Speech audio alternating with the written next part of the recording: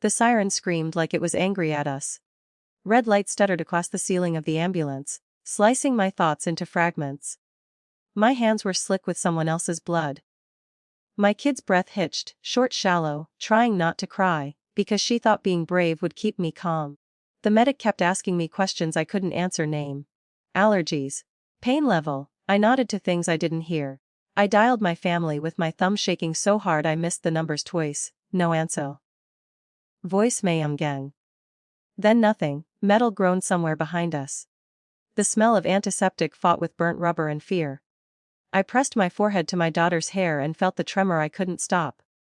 I tried my sister. Then my mother. Then the group chat. I typed "we're in an ambulance" and watched a message sit there, delivered, unacknowledged. The siren cut out. The silence was worse. The crash had come out of nowhere. A green light, a normal turn, the sound of the world folding in half. Glass like rain. The steering wheel buckling. My body remembered the impact long after my mind refused to. I had been holding everything together for years before that moment. I paid bills that weren't mine. I covered gaps nobody thanked me for. I learned how to say, "It's fine," with a smile that didn't reach my eyes. Family meant obligation. It meant showing up even when they didn't. Especially when my sister didn't. She was always the loud one. The charming one. The one with big plans and empty follow-through. Rent due. She forgot. Job interview. Someone wronged her. There was always a reason, always a story.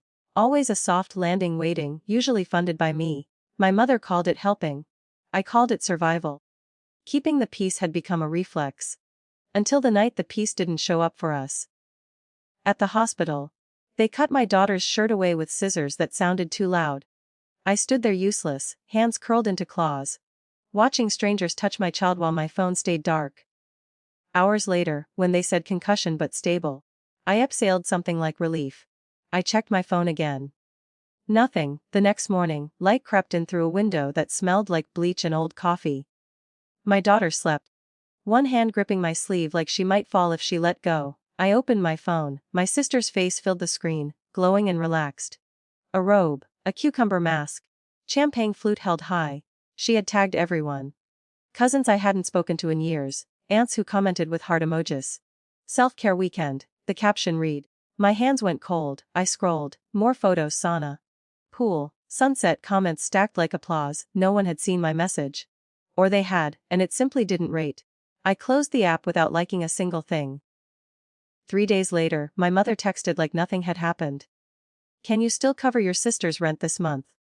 No question mark. No inquiry about my child. No acknowledgement of the wreckage still ringing in my ears.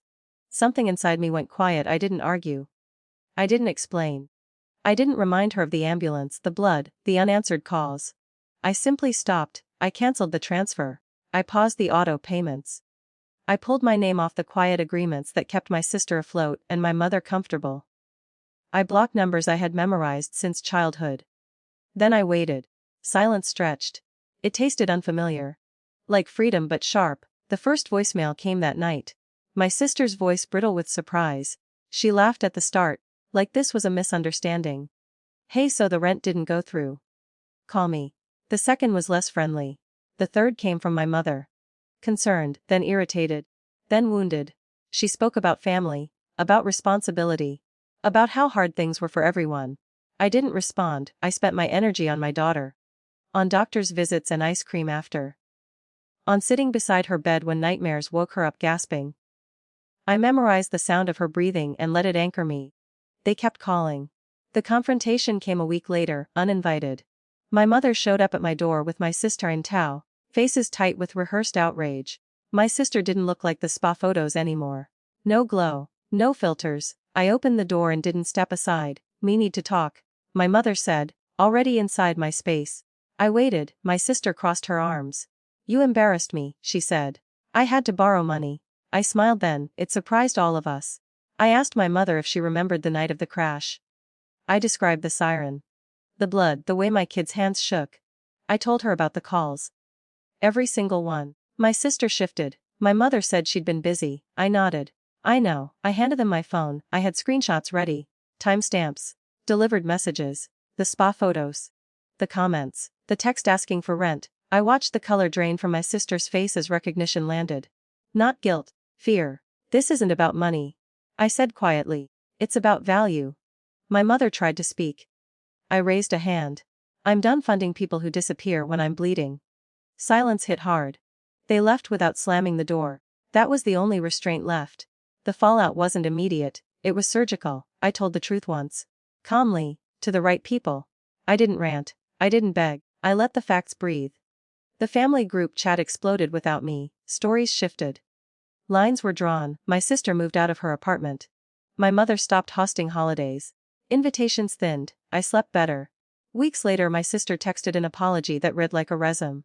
Lots of words. No accountability. I didn't answer. Months passed. The noise faded. What remained was clarity. Now, when I think about that ambulance, I remember more than fear. I remember the moment I learned who would show up. And who never would. Revenge didn't look like screaming or ruin. It looked like absence. Like boundaries held without shaking hands. Like choosing my child over a family that confused obligation with love. They expected me to keep bleeding quietly. I didn't. And that was the most devastating move of all.